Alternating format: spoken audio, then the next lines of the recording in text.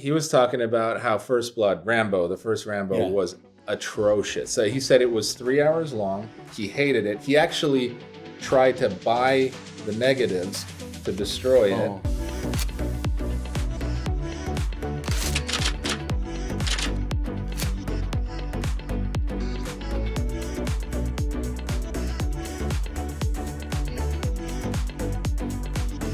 I try to tell myself, today I'm going to sit down and watch another movie and stuff, because all those PGA screeners, they're good. They send them to you, Oh, okay. right? So I never end up doing it.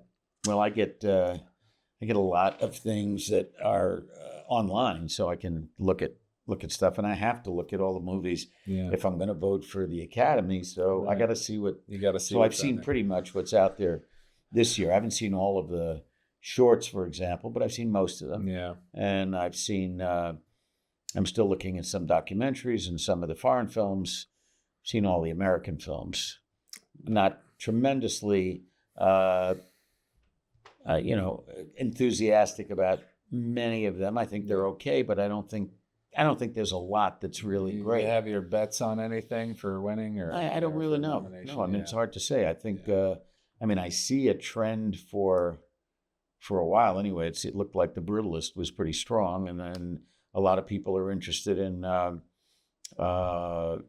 Perez movie, the movie about the trans woman. What not the Will Ferrell? Amelia Perez. No, Amelia Perez. Because Will Ferrell had one where he takes a road trip with his trans friend. I think too. No, that's not that up. one. That's not even. It's not up. No, that's not part of the group.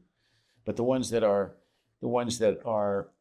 I saw Nora. I've seen A Complete Unknown. What did you think of Honora being? It's I liked Honora, yeah? actually. Yeah. I thought it was a good film. I enjoyed it very much. I thought it was a very brave role for the girl. I thought she played it extremely well, and I was impressed by it tremendously. I thought it was a very good role.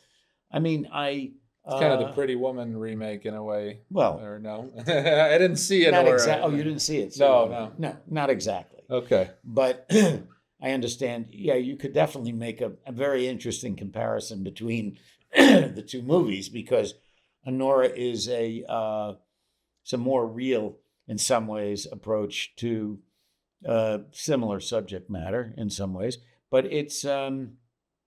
It's fun. Yeah. It's funny. It's too long. Many movies are too long. That's been a recent. It's too long in a sense that it doesn't. I don't think it needed to be quite as long as it was to get its point across. But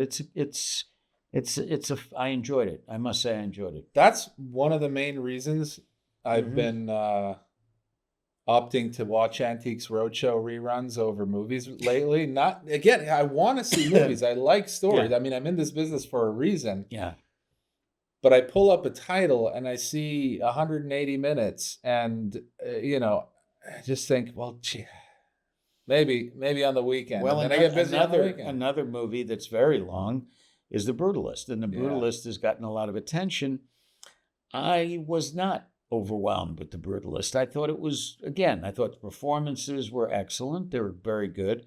I thought the story didn't move me as a movie might. It didn't have an emotional content that made it something that I found compelling. And it's very long. It's almost, it's like almost 3 hours. Yeah. I mean, it's a very long movie.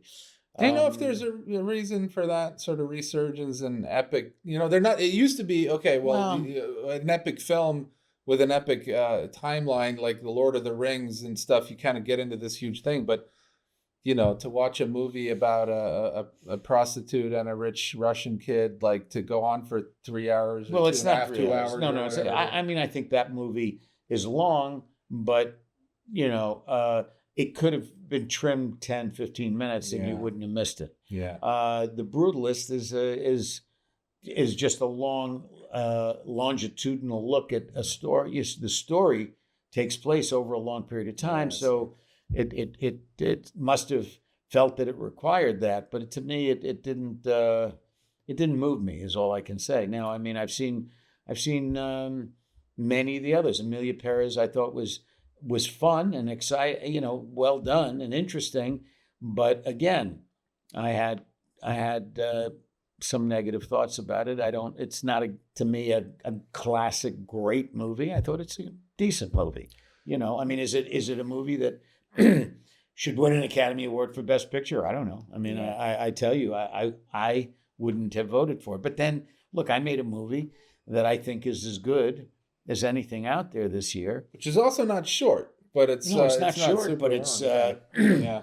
And I understand filmmakers tend to like to extend the process. I mean, even Scorsese's movies are long. They tend to be long because he has a long story to tell, and he thinks every frame is important, and maybe it is to him, and maybe it is to everybody. I mean, I don't know. Some movies can carry it, some movies can't. Tarantino was talking about how it's for him about the whole experience, which is why he likes shooting 70 millimeter and IMAX screens and big immersive, get into that world and live there for a while, which I can understand. But again, I feel like if you can tell a story in a shorter amount of time, then just respect the audience's time and tell it in a shorter amount of time, because it really doesn't matter. Like slow burn movies, why not just make if you're going to make a 3-hour movie, why not just chop it into 3-hour-long episodes and make a miniseries? But again,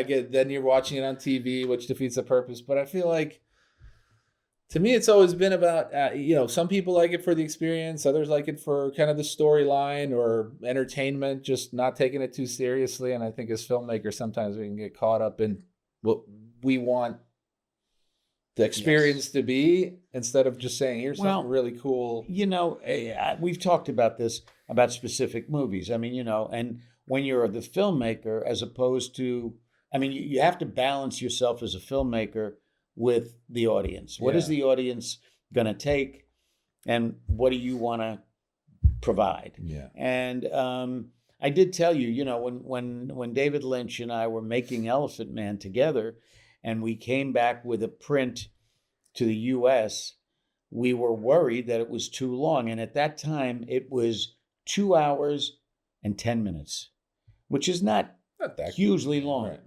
But we were very nervous that it was too long.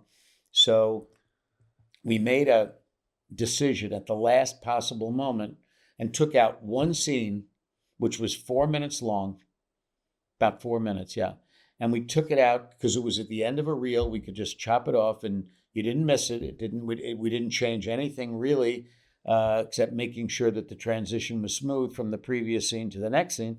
That was it.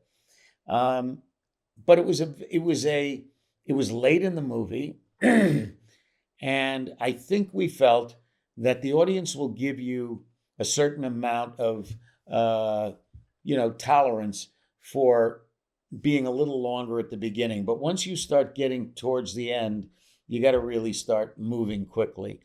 This was late in the movie. It was a beautiful scene between Anthony Hopkins and John Hurt, but it really didn't advance the plot in any way. It was just a very lovely scene between two characters. I loved the scene, and I was disappointed that we cut it, to be honest with you. But now I think back on it, it didn't matter. It really didn't matter, and we were able to do that. But it's very hard to tell that to a filmmaker at the time at which, when you're making the movie, every frame seems like it's critical. I agree. And you have to, oh my God, can I cut that? I mean, that is so important. That particular look was so important because I love the way it is. And then you realize not everybody cares. Well, that's the thing. The audience doesn't know what was there. Yeah, that's true. And definitely I think I've gotten into this exercise, whether it's with a longer form thing or a video, where I kind of put it together, whether it's me or somebody editing, but we'll put it together the way that I would like it. And then I save it. And then I do what I call kind of the massacre. And I just go in and ruthlessly cut every single thing out that doesn't immediately have to do with moving things forward. I think that is extremely good. I mean, I would absolutely say to any filmmaker I was working with that is a good way to work. I mean, figure out what you think the movie is. and save it somewhere so that you have that version of it, and then be ruthless about it. Try to get it down, tighten everything up that you can, figure out every way, and then, and take a hard look at it. Now, what even on a movie like Cabrini, what we did was similar to that. We had the movie is fairly long. We cut a lot out of it. And what we did was we cut it way back and then took another look at it and said, is this really where we want it? And we said, well, we miss X, Y, Z. So we added some stuff back. That's the idea. We added a little stuff back. We didn't get as far as we certainly made cuts, but we it was a process, and you got to the process. Now, when I looked at Honora, I don't know if that process existed. I mean, I think in the late part of the movie, when they're looking for Honora in the movie, it goes on and on and on. Yeah. Each one of the sequences is interesting. They go to a store, they go to a nightclub, they go, they're looking to not to find Honora, but to find the guy, the Russian guy, so they can bring him back, whatever it is. And you see that process, but I think it went on too long. I don't think you needed every aspect of looking. I mean, you still got the point. Now, I don't know whether whether the director ever thought to trim it down or not. But from my point of view, I thought, no, I still like the movie. And I thought, the end of the movie is a one long protracted scene that I don't think you should change. I mean, it's exactly right. It made the point that was needed to be made. I think leading up to it was good too. I mean, you watched, because the movie is really the story of this woman's journey, from being a sex worker really to actually thinking that her life could change completely in a totally different way that she'd never anticipated. And then finally realizing that wasn't going to happen. I mean, that's kind of the whole story, the arc of it. But I liked it. I mean, I thought it was believable, and yet very funny and a little crazy in many ways. And but to your point, I think what you were saying there is exactly kind of why I feel like when you save something and then go do the massacre, and then even take a week off, and then go back and watch it again. Watch the cut down version again, because you'll have forgotten some of this stuff, and then you just watch it, and then you'll see what you miss. Yes. And then you can debate, okay, well, do I just miss it because it was like a pretty shot, or is it moving the plot forward, or is it good? Can we sneak it in? And then you can add 20% back in or something. And then you kind of end up in that. We talked about this also when we talked about editing. Sometimes you if you're the director, you know what it took to get a certain scene. Yeah, so you get married to things. So you wind up saying, oh my God, we worked so hard and look what we got. We came out with something so beautiful. Yeah. And the editor who wasn't there says, hey, you don't need that. That doesn't and you do say, anything. Wait a minute, what do you mean I don't need that? That's my favorite scene in the whole movie. Famously, there's that 20-minute scene in Apocalypse Now that Coppola had to cut out. There's a dinner scene or something. Oh, yes. But there were a lot of scenes in Apocalypse Now that were cut out before the movie came out. I just saw an interview with Stallone.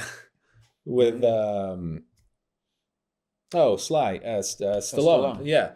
And he was talking about how First Blood, the first Rambo was atrocious. So he said it was 3 hours long. He hated it. He actually tried to buy the negatives to destroy it, but they said, let's just do, there were some really hokey lines. All of it. He had a lot of lines in the movie, and so he said, I got an idea. Cut all my lines, all of them. Just get rid of all the shit I say. And then you ended up with a 90-minute or like just under 2 hours maybe, or whatever it was, cut of Rambo, which did really well. But he said some of the lines in that interview that he was saying, and I mean, they were some of the worst one-liners, so there you go. I mean, there's a cut of the 3-hour cut of Rambo out there somewhere with some atrocities. But again, think about that. I mean, perhaps the story was about a guy who was I'm not even going to Rambo so much, but whatever it was, if he's a solitary guy who doesn't say very much, then why don't you cut the dialogue and see how it works? If Yeah. it works, it enhances the project sometimes by making those kind of choices. You realize, oh, I don't need all of that because it actually is more character defining if he says less. Let's take all of that stuff away from him. I have quite a few conversations actually with especially newer writers and directors to a degree that don't quite understand exposition versus, just showing something, where you kind of feel the need to explain a lot and you want to work it into the characters, like, oh, John, my meeting with the doctor is this afternoon at 4:00. And it's like, well, yeah, but you could also just have her look at a little slip where it says appointment, and I think that a lot of times causes a lot of fluff in movies where it's bad exposition is really what I say it is. I mean, very often I read something and I say, oh, the only reason that's there is to tell the audience something that you, as the filmmaker, think they need to know. Yeah. And you might find out that they can figure it out without you telling it to them. And even worse, and it's better. Unnatural when you... it's totally unnatural. Nobody does that. Yeah, no, that's right. Oh, John David, good to see. You know the guy. Don't say that. You don't have to do that. And I completely agree that those are the first passes when you're going through a project. You say, okay, what do I need all this exposition? Now you look at other movies where you have a solitary figure in a lone environment and you have voiceover, sometimes. Yeah. And you have voiceover that basically is there to show you what you need to know, to kind of narrate the situation to put you in the right frame of mind. But sometimes you have to realize who is saying it. Is it narration that's necessary? Do I need to hear those lines, or can I just get the point without having somebody tell me? Yeah. And sometimes you can, sometimes you can't. I mean, there's a classic movie years ago called Days of Heaven. I don't know if you ever saw it. It's a great movie that Terrence Malick made. And it is a movie that was made with no voiceover, really. And it's about a man and a woman and a child. I mean, basically out in the frontier, and you get the man takes the woman, and the woman is a migrant worker, I guess, and the child is also with her, and he has a place in the frontier, and he winds up taking them in, and they become like a family. Anyway, make a long story short, most of the movie was done with no dialogue. I mean, there's very little dialogue in the movie, actual dialogue.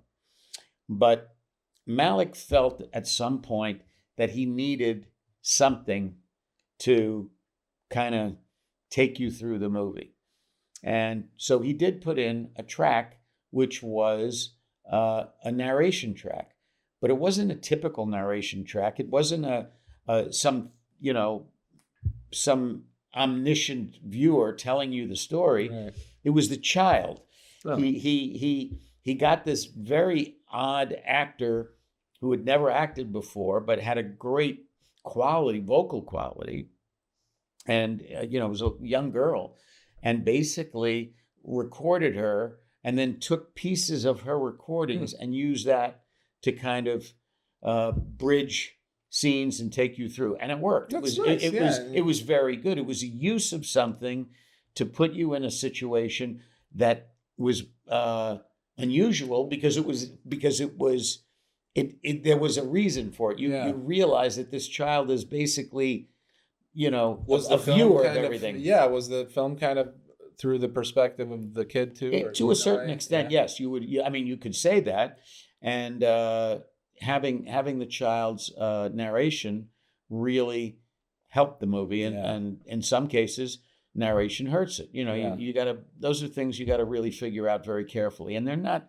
There's no rule that it has to be one or the other or nothing. No, but I think this saying where you use it more in show not tell is always and in lighting, motivated lighting, or this could also apply to this kind of stuff. What's the motivation for it? Does it seem like it makes sense, right? Well, you have to make it, if you're going to use it, it better make sense. If Yeah. it doesn't make sense, then you're doing a slideshow with It's a with a presentation. voiceover. Yeah. It's not a movie, you know. And it needs to make sense, within the context of the world of the film. Not like it shouldn't feel like the filmmaker is trying to tell you, hey, now check this out. Yeah. Yeah. But I do agree that often it's overused in certain movies where it isn't needed, and sometimes, of course, the style of a movie kind of requires some level of narration. So you can have also to make figure that out. Big movies without anything, like Apocalypto. Was that the movie where it's like what was it, Mel Gibson? That was the Mel Gibson movie. No real dialogue there. Yeah, it's all native stuff. Mm-hmm. Castaway is a good example of kind of a mix, right? There's a lot of very silent stuff happening, and it's just a guy on an island, but they work the little ball in by there, using the ball Yeah. as Wilson. He has something to talk to. Yeah. Now it makes sense. You're secluded on an island. I have a project not unlike that. It's a project about a woman alone in a house. She has a dog, and the first draft of the script had some. You needed some narration to kind of settle you to understand what was going on a little bit, and we took the narration out, and the dialogue that was needed is basically the woman talking to the dog. Now, the dog doesn't answer, but she says certain things that you kind of need to know, and you get it through her relationship with the animal. And it changed the whole project because it made it much more real. You can imagine people talk to their pets, especially when they're lonely. Yeah. So this is a lonely woman talking to her pet, as opposed to a voice telling you about what she's doing. You got it in a different way. So, I mean, I think, and the artfulness of doing that is, winds up being a lot about whether the movie's good or not. I mean, sometimes because you've overtold the story and you've given too much exposition in ways that are unnatural, it makes the movie less interesting. So it's an interesting balance, because on one hand you need it to be clear, and on the other hand, you don't want to spoon feed and insult the intelligence of the audience either. True. So it is a bit of a balancing act, because Cameron said, I think in an interview sometime, or maybe he said it to Larry, but it was like, if my grandma can't understand what's going on in the movie, I don't want to make the movie. It has to be pretty straightforward. Yeah. But at the same time, if you explain everything that's happening in the movie, it's not going to be a movie. It's going to be a presentation, like you said. So I think that's probably a bigger, like, what do you think the best approach is, or at least for you, when you have a storyline, and then you got to start thinking about, well, how are we actually going to tell this story, right? Like, what is even there before there's a script? Well, maybe it's when the script's there. Maybe it's not a good script. Maybe it's just an idea, but every story can be told a lot of different ways. Like, you want to make a movie about Winston Churchill, you can do a biopic about where he grew up and all that stuff, or you could do Darkest Hour, where you just basically focus it on that pivotal moment where he took over and basically, initiated the Dunkirk situation. But you get all this contextual information. But that's a choice, to write a script that way, as opposed to just saying, we'll make it about Winston Churchill, which might have been a lot more boring. But this kind of creates a focal point for everything that. Well, I personally like that kind of movie, the movie you're talking about. I mean, I like the notion of taking if you're going to do a historical figure, I'm not, we talk about biopics or biopics. Biopics is really a biopic. Yeah. I mean, they're movies about real people. Okay. And I tend to be attracted to those kinds of stories, but I'm not usually attracted to those stories when they are from cradle to death, Cabrini's a great example. Those are hard stories, and telling a good story from cradle to death in a single movie is an extremely difficult task. Yeah.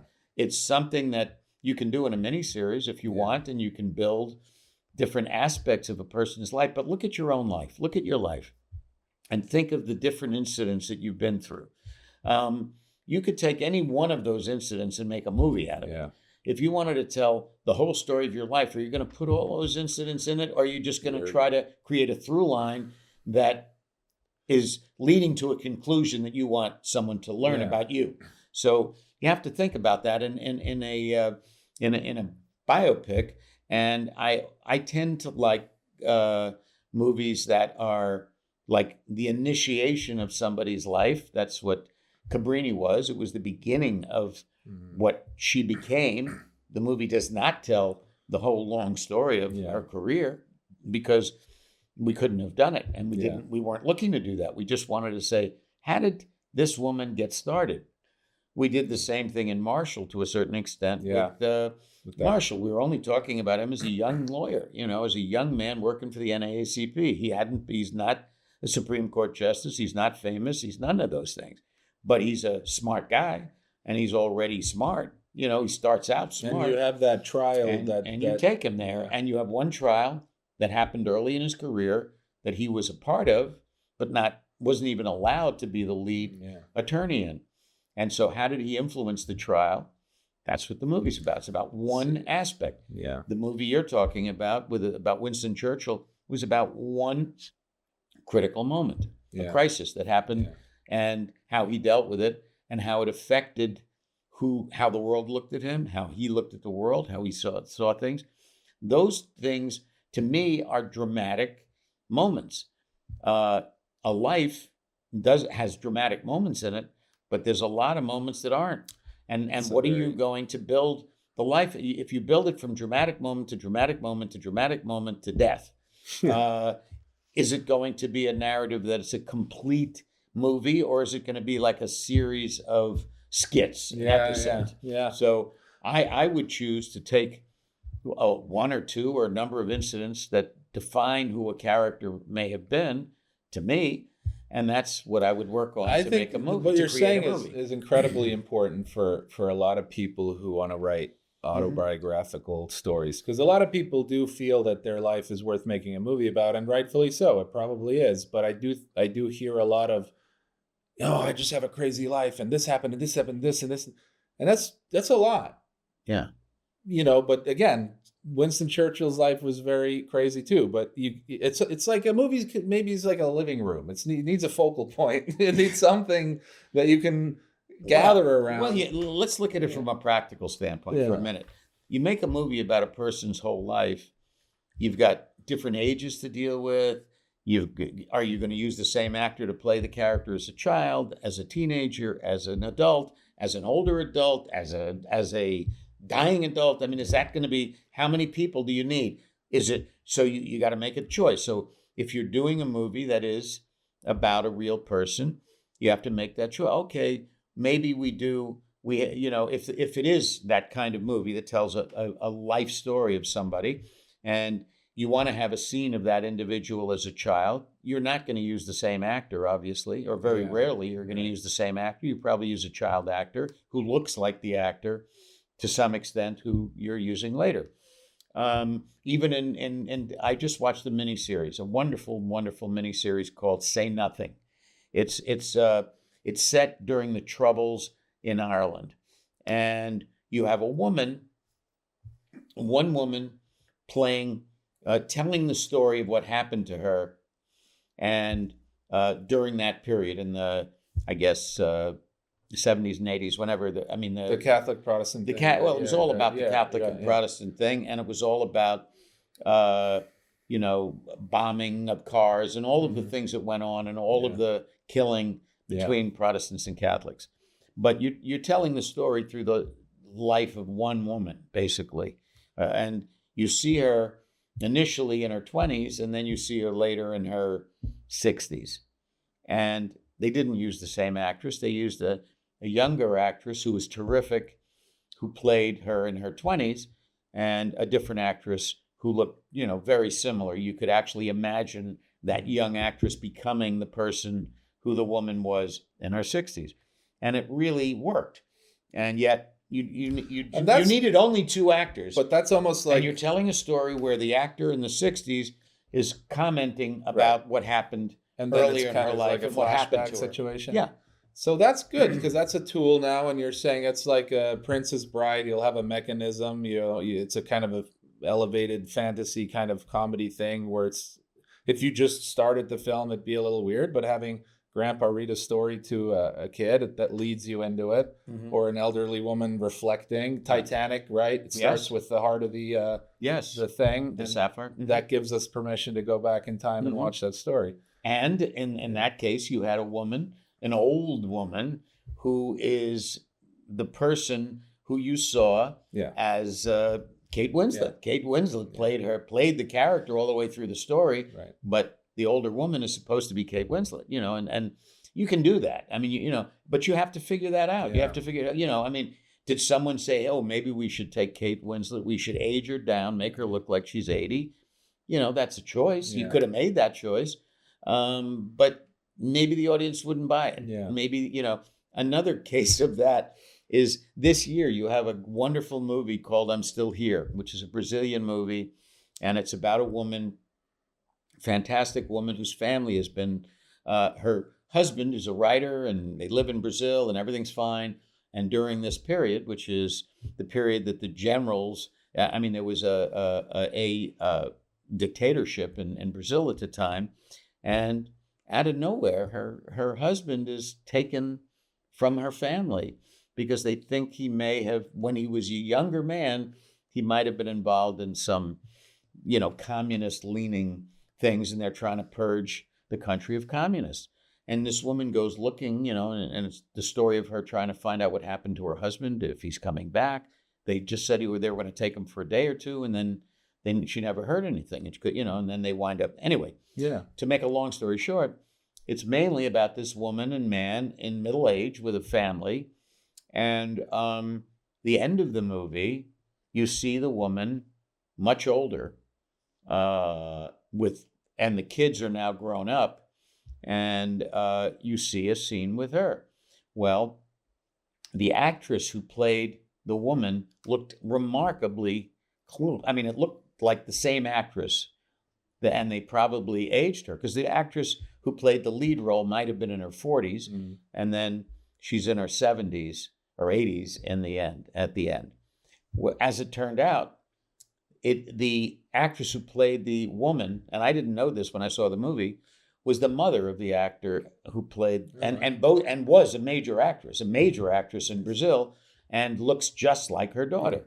So it made perfect sense for her to play the same actor, the same character at an older date. Good casting. So again, you see that was a casting choice that was a lucky fact. I mean, right. You may not have had an actor who had a mother who was an actress. It just happened. In that case, it made sense. You could have her play the older character. But those are always choices you have to think about. You got to say, well, what are we going to do? Are we going to have one actor play the character? We're going to have 3 different people play it. Do we have to find people who look alike? I mean, all of those things are important. Look at recently, I guess, the Scorsese movie with De Niro, where they aged him down, younger and older. The Irishman? The Irishman. Yeah, The Irishman. I mean, some people didn't respond well to that because they thought that I'm looking at, I know that's De Niro as an older man, and they've aged him down, but he still walks like an older, those are that's issues you got to deal with. Yeah. So, the fact that you can do almost anything now with AI and changing the way people look and aging them down and using old pictures and figuring it out is the fact that it's possible doesn't mean you should use it. It doesn't necessarily 100%. Mean that it works, because anything that forces you to look beyond the characters for the artifice takes you out of the movie. Yeah. And it again, we talked about that too with De Niro played Frankenstein, in the Frankenstein movie. Doesn't work.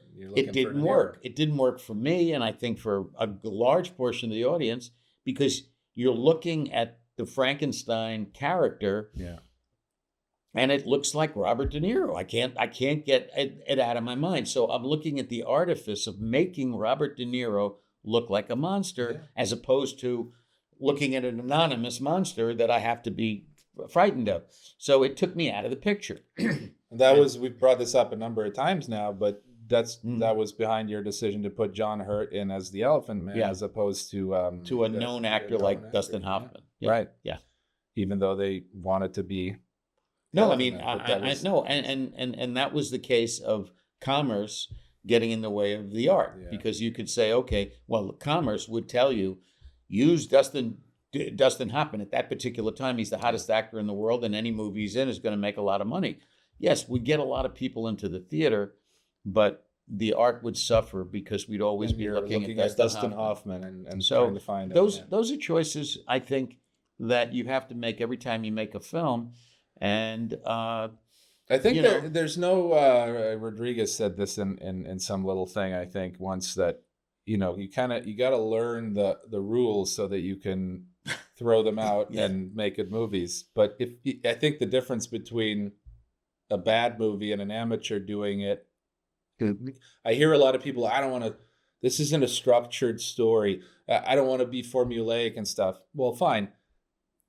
But you got to know what the structure is so that you can break the rules, so that you know what you're actually replacing it with, because you still need to lead the audience. If you just want to tell a story about all the misery in your life and there's no payoff in the end, there's no arc, there's nothing happening, it doesn't matter how you structure it. It's not going to be interesting to anybody. Well, I agree with you, but it's true. There are certain rules that we are taught as in film, that because we're dealing with a 2-dimensional screen and we're telling a 3-dimensional story. If I'm going to say I'm going to talk about travel from the East Coast to the West Coast, I've got to realize that on a movie screen, the East Coast is camera right, and the West Coast is camera left. And if I have an airplane flying from LA to New York, that's the way I'm going to have it go. You say we're flying to LA and it goes this way. This way, it doesn't make sense. Right. All of a sudden, it throws you off because it doesn't make sense to the viewer who's watching it. And that happens a lot in movies. To that point, there's for aspiring cinematographers and young DPs, they make they flub this a lot. There's a virtual line. It's the rule of 180. Yes. And you're on one side of the screen. So if you're filming me from here, yes, and then you go and film you from here, when you edit that together, we're both going to be looking in the same direction. Yes. And then suddenly you have a scene where something isn't right because the person talking, then it cuts to the other person and they're looking the same way. It suddenly doesn't work. And any script supervisor will tell you, you crossed the line. You can't cross the line. The line, this imaginary line. So if I wanted to shoot a close-up of you looking at me, I'd shoot it from here. If I wanted to shoot me, I'd shoot it from the same side. The line is here, okay? Right. Now, interestingly enough, in the movie, in Cabrini again, there was a moment where we shot a scene of 2 actors, just like you and I, sitting here from the front, right? And looking back. And you were always told if you were going to cut into that, you got to cut into it on the same side of the line. So I always have to have you on that side, me on this side when I'm looking at it. Well, the director chose to flip it completely and shoot from the back. And was it a flipped sides? Was the content a disorienting conversation or something? It was exactly done for the purpose of breaking the rule. There you go. He broke the rule to disorient you for a minute because if he didn't understand the rule, he couldn't have done it. But he understood the rule. Yeah, he understood what the rule was, and he said, "No, I'm going to break the rule here because we need to disorient you. We need to have the audience get lost for a second and not know exactly what happened." And then it turns into a really good trick by an experienced filmmaker because he knows that the audience isn't, for this quick thing, going to understand what happened, but they'll know that something off is happening here. And if you add that to a tense conversation or an action scene, for instance, when there's stuff going up all over the place, then it works in your favor because it adds disorientation. But how would you know that if you don't know about the rule? Well, those are certain rules. There are also things that lenses can do. Yeah. The difference between a zoom lens and a dolly. Yeah. You Right. know? Right. I mean, Let's shift if in I want to get perspective. closer to you and I'm on a dolly and I move into us, the perspective stays the same. Yeah. If I use a zoom lens to get closer to us, the background changes. Yeah. So now there's many filmmakers. Anybody who's done it a lot would know. Sometimes you want to do like you dolly in and you zoom out at the same time, so that you maintain the size of the actors, but the background starts to Jaws move. is a great example of that. There's a shot where they first see the shark, and they do this dolly push pull on the main guy, Right. and what happens is the perspective and the background goes farther away, and this perspective shrinks, and it really and the creates actors stay the same, but the framing is the same. So it just creates this eerie feeling of something's about to happen. Yeah. And you use it for the effect of trying to create a psychological feeling that you wouldn't be able to do otherwise. So I mean, these are all techniques that are but the rules-based ones, crossing the line, all that kind of stuff.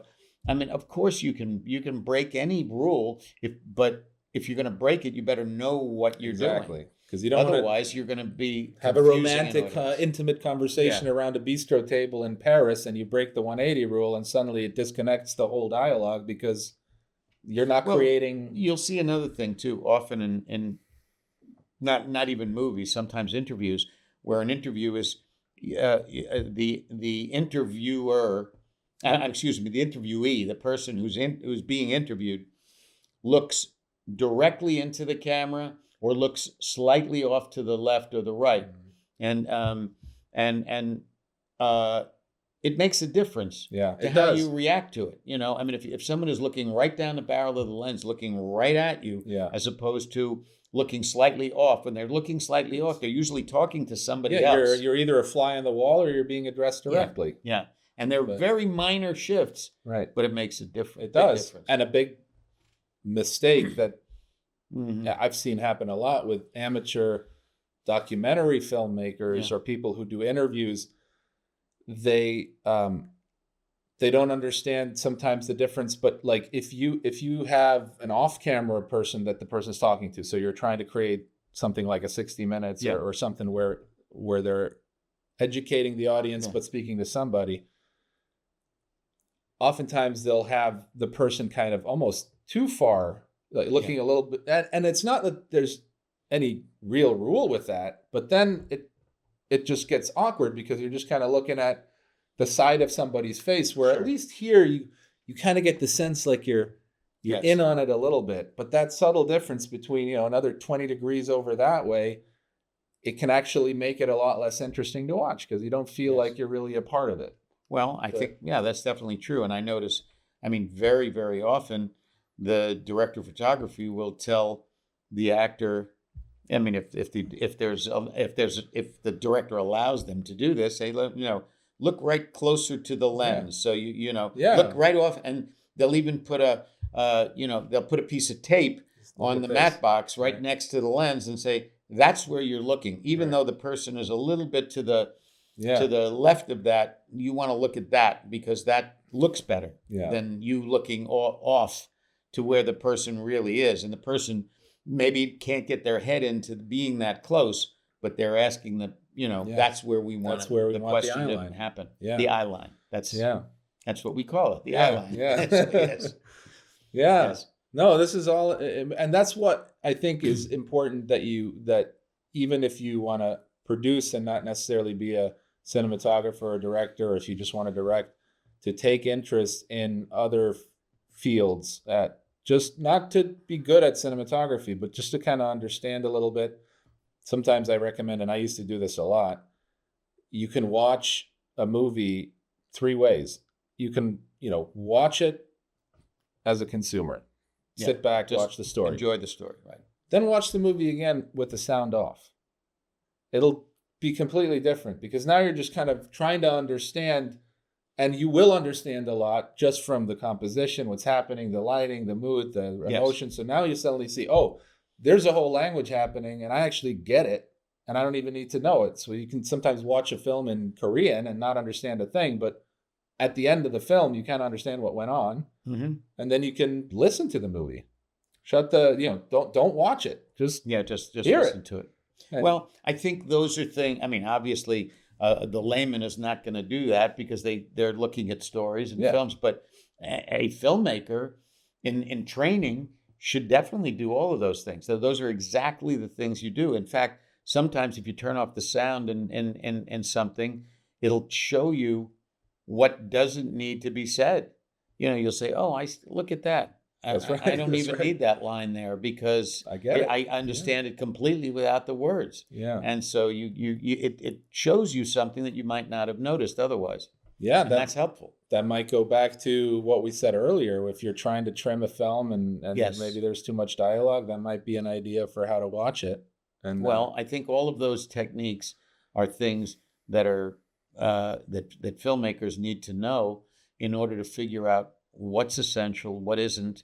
I mean, what is, obviously there are going to be shots, as you said before, there may be a beautiful shot in the movie that you say, oh my God, I've got to have that in there, and you have to decide, do you really have to have that? I mean, it's beautiful. It works. It's like a beautiful piece, but does it give you anything beyond being a beautiful shot? And, sometimes it does, sometimes it doesn't. I mean, I can think of, those kinds of shots that have occurred in movies that I've been involved in, and I'm usually fighting to keep them in, but I can understand why you might take them out if you needed to shorten the time and make things move a little quicker. If you're just looking at a concept, a life story, an event, a person, there's so many things that you can turn into a movie. Do you have a little checklist in your brain that tells you, like, are you of the school of thought that says, the foundation of a really good story should be there? Or do you feel like you could kind of take almost anything and turn it into a good story? Well, I don't think anything I could turn into a good story, but I think what creates a good story is, some kind of dramatic, it has to have some kind of dramatic or comic weight, something that keeps you interested and keeps you watching it. Now, are you referring to the journey, or does the objective of the film, in a sense, have to have some? I'm not talking about. I'm talking about the journey. I mean, as a viewer, just watching something, you want to see something. I have to keep it interesting enough to keep you paying attention. And. So some mechanisms thinking about that. It's like as a filmmaker, person wants to get from A to B. Obstacles in the middle are kind of the drama, right? So that keeps you rooting. Sure. Are they going to overcome? Yeah. Like Cabrini, the Pope doesn't want to let her go. She's a woman. Yes. All these are points of drama. And every step that it doesn't mean that every step has to be an obstacle to be overcome. There are times when you can just sit for a second and breathe and relax before you move on to the next obstacle. Mm-hmm. So, and you have to figure that out. I think you plan that out when you're making the film. You figure out, when do I need tension? When can I let up the tension? How long should I keep the tension let up before I add another obstacle? All of those things are part of the role, and part of the journey of the story. But so if you're being pitched log lines, for instance, it's very little information in that, right? But if somebody, gives, there's different types of stories. There's, high concept, there's snakes in an airplane and let's make a movie about that. But then there's people's journeys. Like one thing Aaron Sorkin was talking about when he did the Lucille Ball movie. What was that? Right. Yes. Yeah, you know what I'm talking about. That it was really difficult. Arnaz, yeah. Mm-hmm. Yeah, it was hard for him to, and he likes to write long scripts anyways, but it was hard for him to say, okay, well, this is a perfect example. How do you take a lady like Lucille Ball, who actually had a lot going for her even beyond the show that people don't realize? Yeah. How do you make one film out of that? And so where he ended up was basically saying, well, let's take the audience through a week of their routine in life, right? Mm-hmm. Basically between the show and the house and all that stuff. And that was a nice way to kind of, create a bit of a narrative there. Mm-hmm. But when you look at somebody comes to you and says, we want to, we have the rights to Lucille Ball's estate or story, right? Do you, I mean, it's probably situational, right? But do you start oftentimes with, well, what's the I'd have thing? to know I'd have to know what the story was. I mean, just telling me that you have, I mean, what's interesting about that story, and I mean, I know Lucille Ball or who you name it, whoever the story's about, might have been very interesting. But what's going to be interesting to me to tell, to make a part of that story, to do a story about Lucille Ball's whole life doesn't necessarily. I mean, there's alone not is an not anchor interesting there. me. I don't know what it is yet. But you were talking about Flyers, the Wright brothers story, Flyers, but that makes sense because the focal point of it there is the fact that these underdogs were the first ones to actually fly. It's about a race to get something done, right? Or not, or maybe no one will get it done, but a race to do something. So therefore, the story has an impulse that's going to drive it, and then you see how it works out. I mean, in that particular case, I don't know if I'd be interested if someone just pitched me the idea of doing a story about the Wright brothers is not the same thing as looking at a script, which I already know. I liked the tension that was already created in a script that existed. So yes, I mean, I like telling stories about real people because they're relatable and people look at them and say, oh, that actually happened. It isn't a fantasy. This is real. These guys really did take a plane and put it, a bunch of wood and cobble it together and put some canvas over it and get it up in the air. That's pretty interesting. It did happen. Now, it may not have happened exactly the way I'm telling it in the story, but now I have something to anchor my story to. I have some something kind of real. an achievement or unusual outcome that people can at least sort of pay the story off with. Well, I mean, if you think it's the difference between never having gotten off the ground to all of a sudden the world, to the first time you were able to get off the ground and move through the air. I mean, just imagine what that must be like when for millennia, nobody did that. Nobody was able to do that. The most anybody could do was go up in a balloon maybe, but not quite the same thing as flying over. But then you have a movie like Frances. Okay. So that is a very unusual story. But if I heard the pitch for that, hey, there's this actress and she was kind of loud and then, she gets kind of lobotomized. How was that pitched to be like, yeah, this is actually a really cool story? Because it's a great film. But, I don't know. That's a hard one because that project, again, it's not just the project. It's when the project came to you as a filmmaker. I had just made Elephant Man. Yeah. I was looking for something else to make. I had writers who wanted to write this particular story. And I said, okay, tell me what it is. And let's see if I think it's interesting. And then I'll present it to somebody who may be able to help us get it financed. And that's what happened. That's what happened. But it was not I mean, do I think if I was to, if you look at your whole career and you say, okay, if I'd been smart, I would have made this movie, then I would have made a comedy, then I would have made a horror film, and then, that would have indicated that I could do several different kinds of things, and I wouldn't have done two dramatic movies like that, one after another. It kind of set your... But unfortunately, life isn't like that. You make a movie, and because you've been able to get it made, it gives you maybe the juice to make another dramatic movie, which is what I did. I don't think I would have made the Elephant Man and then Frances one after another if I had the luxury of foresight and I knew what a career was going to be. I might have looked at it differently. But on the other hand, if somebody would have come with 100 Feet or The Flight of the Navigator, you might have had a much harder time to make it too. Well, that's all true. Yeah. But the thing is, I don't think you don't get a chance to I mean, especially in this business, you don't get a chance to make the decision as to how you're going to move from one thing to the next. Some people do. I think some directors who become Well, that really needs to be the way you have right been out able the to gate. figure out a path, a journey. Yeah. For most of us, there's no journey. It's a job. It's a job. You do the job and you get it done. And then you say, okay, what's the next thing I can get done? It may be it's a dramatic movie. Maybe it's a comedy. Maybe it's something else. But in my particular life, it went in this particular way. I was able to get 2 movies made under the same major company that helped me get the other one made.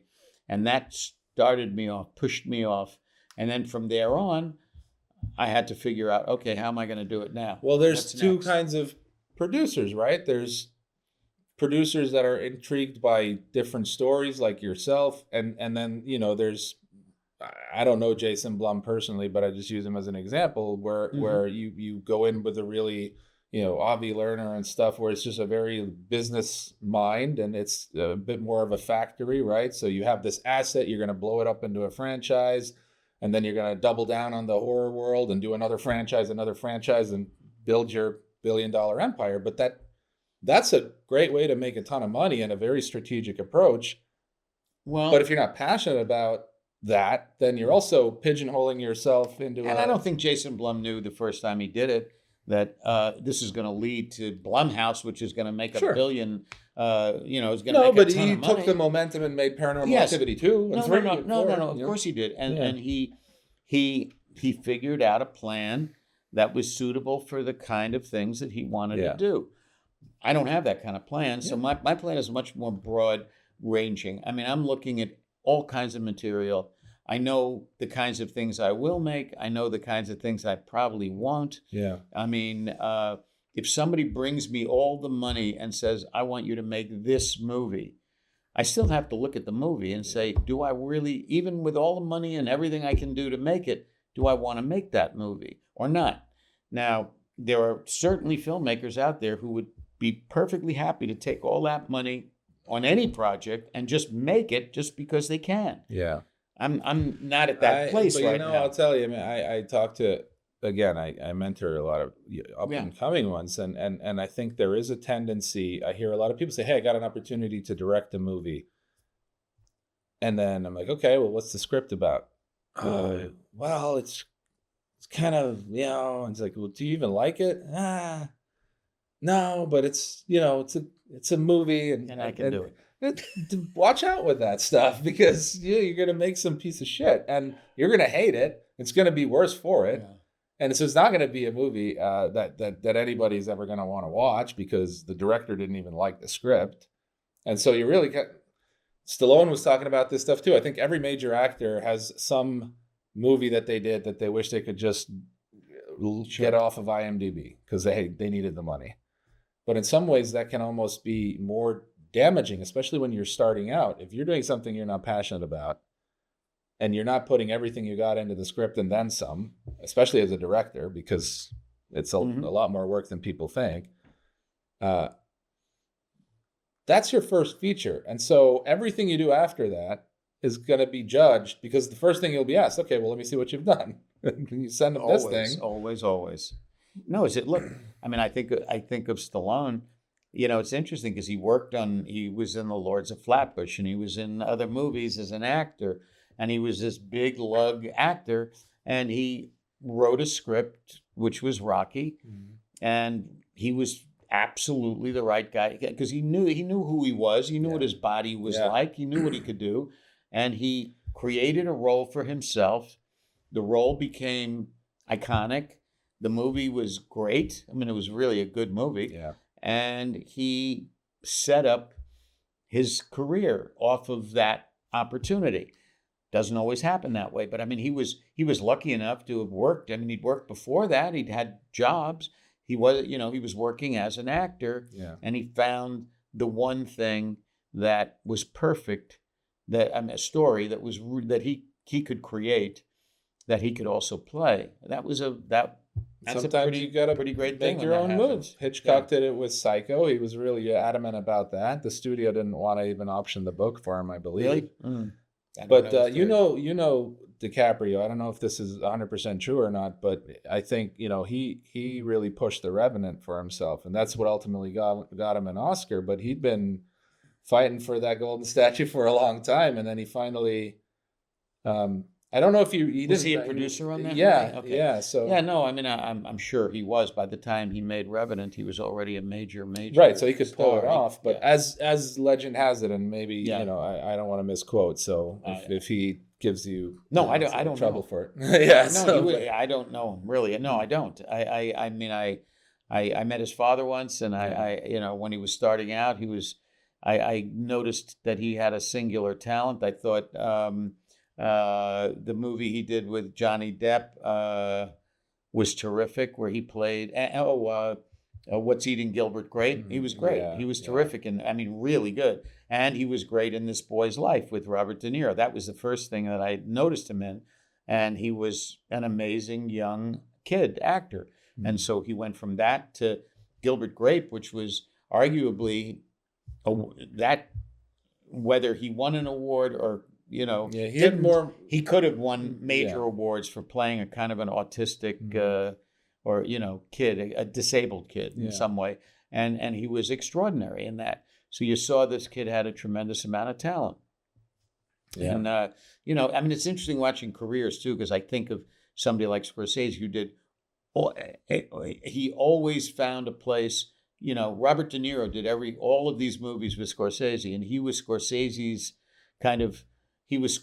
muse. He would take De Niro and put him in movie after movie after movie, and then at a certain point he moved to DiCaprio. Yeah. De Niro had aged out of those kinds of projects, and now DiCaprio's in every movie that Scorsese's done afterwards. What was it? David, your son, said that they don't even really want to work on any other projects right now, or something. Like Scorsese just wants to work with him, and he just wants to work with him. Well, so I'm sure that's possible. That it is likely because he knows he's comfortable with the person who's at the reins and who's telling the story. If he's De Niro, and I mean if he's Scorsese, and if you're looking at somebody like DiCaprio, if you're going to put your all into something, you want to be sure that the person who is at the helm, who is steering it, is somebody who can really deliver. And when he got Scorsese, he said, "Okay, I don't need anybody else. Yeah, this guy, good. I'll just do his movies from now on." And that's that happens. Rarely, but it does happen. Yeah, it does. Tarantino has kind of go-to people, and I mean, I think it's natural that you work with somebody and just behind the scenes, things are just very easy and streamlined, and you kind of get each other and you kind of hold on to that because why not? It works. Yeah. You were mentioning a director the other day on the last one that had a DP that was very fluid with him, and he lost that DP. So now we have to see what happens next, Herzog lost Klaus Kinski, and I don't know if his movies have been quite as good since, but he's obviously done a whole he's doing documentaries. Those are amazing. Array of things, but he had a very troubled but great relationship with one actor who was pretty amazing.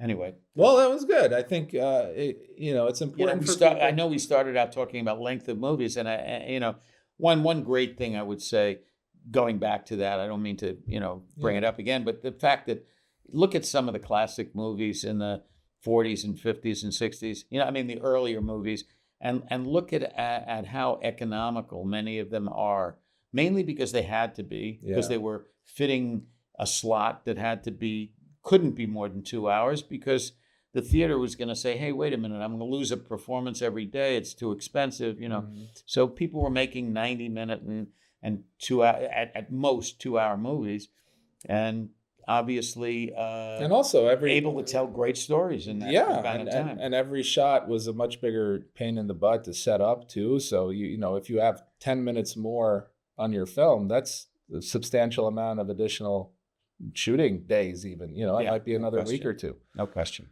So yeah, I mean, but often it would be great, for most filmmakers to make that decision before they shoot the stuff and not have to shoot material that they don't think they'll need. Yeah. Very often you can't know that. I mean, sometimes you think they need this scene in order to be able the audience needs this scene in order to be able to understand something.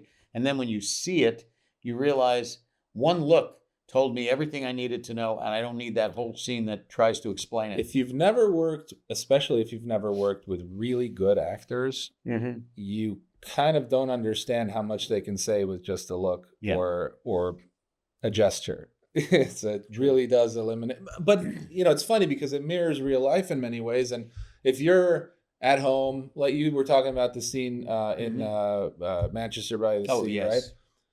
Kills. You don't need a bunch of, when this happened, and it's just between those two actors. But that's real life. When you have background with something or someone, and you sit with somebody else who is in on that or gets it, a simple look can communicate everything. And we have little subtle facial gestures that cameras pick up, and good actors can just eliminate a paragraph by looking a certain way. Well, and you, as a director with a good editor, may find that you don't need all the dialogue, or you don't need this. You just need that look will tell you everything you need to know. I mean, I've seen it many times where sometimes you don't see on the set the thing that the camera sees. And when you see it on film, you look and you say, "Oh my God, I didn't even know that was happening," because it's just a look between two people. But that look gives you a tremendous amount of information that you don't need dialogue for. You don't need whatever. I know I harp on the scene in Manchester by the Sea because to me it's just a beautiful piece of two actors acting to there's no acting in the scene. The scene is real. You believe every second of it, and it's only about something that happened in the past that they had fought over, but and it's very little dialogue, but you feel the discomfort of these two people who should be together but can't be together, and it's amazing. It's very complex. So I think this is kind of a pattern. You got to look at it everywhere.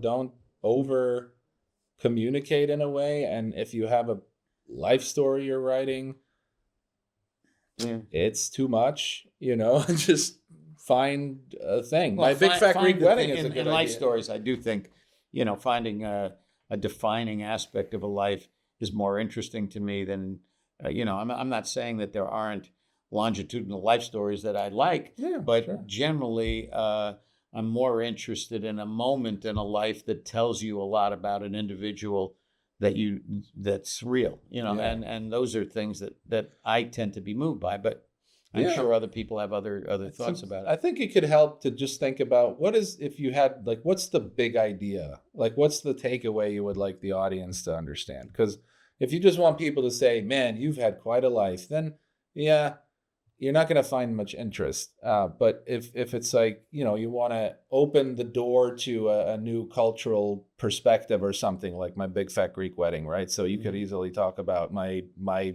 Greek life and all the crazy family dynamics and all that to just show perspective on the craziness of this kind of family.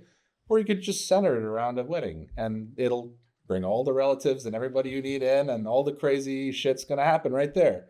So think about that too, because a lot of people have had very hard journeys, going from another country and impoverished and building themselves up. But then if it doesn't lead to some kind of an inspiring achievement that everybody can say, "Wow, Cabrini was Mother Teresa's inspiration. She started all these things and she came from nothing."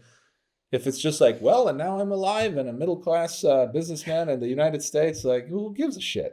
Pick a crazy moment and tell us about it, well, I think those are the things we want to watch. That's what creates a story. Yeah. A story is not a life. A story is a life isn't a story. Yeah, there are life stories. We say a life story, but a story, in terms of a movie, is usually not a life. It's a piece of a life. you Yeah. know, and it's an interesting enough piece for me to want to see it and view it and learn something from it, or laugh at it, or be horrified by it, or Yeah. whatever, or cry because it moves me. I mean, there's all these different emotions that as a purveyor of movies, I want to bring out in an audience. So I'm always looking for something. I'm not looking for blah, just sit there and stare. Yeah. I mean, Look at how hard it's this is been. not a lecture. Yeah. I'm not creating a lecture. That's a big point. I don't want to keep It this is not a dragging on, but lecture. It's I it's a think story. there's far too many people trying to make movies to sort of school the world on something. It's never going to work. No. You're bamboozling, you're bait and switching people, you're bringing them in the minute they see this is all one big statement for a certain kind of outlook on life or politics. You're going to lose everybody because that's not what they go to the movies for. Get into journalism, True. Make a documentary. That's fine. Yeah, but do that. Don't do that in a script. That's bad. All right. Yeah. All right, cool. All right. Well, it turned into Thank you. something, right? Yeah, all right.